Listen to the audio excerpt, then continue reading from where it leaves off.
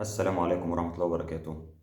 حبايب قلبي عاملين ايه؟ النهارده ان شاء الله النادي الاهلي هيلاعب نادي ايجل نوار من بوروندي في اول مباراة ليه في دوري ابطال افريقيا. وان شاء الله المكسب النادي الاهلي. غيابات النادي الاهلي النهارده، الغيابات الرسمية اللي ان شاء الله اتأكدت ان هي مش تبقى موجودة مع الفريق ولا مسافرة مع الفريق.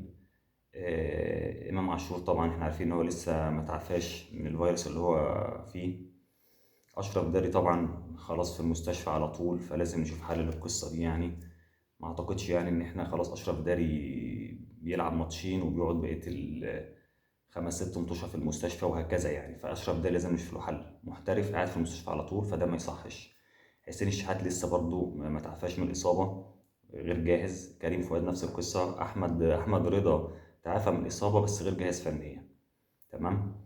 اللي تعافوا من الإصابة وجاهزين فنيا بس مش ما أعتقدش إن هم هيشاركوا في المباراة، بسبب إن هم يعني برضو حسيت المباراة لسه مش عندهم. محمد شكري وجريدي شار دول جاهزين إن شاء الله وتعافوا من الإصابة، لكن الله أعلم بقى هيشاركوا ولا لأ حسب رؤية كابتن عادل مصطفى، لأن كابتن عادل مصطفى هو اللي إن شاء الله هيدير الماتش مكان المدير الفني الأجنبي. لأن المدير الفني الأجنبي معايا لسه ما يعرفش اللعيبة، ما تعرفش اللعيبة بشكل كامل.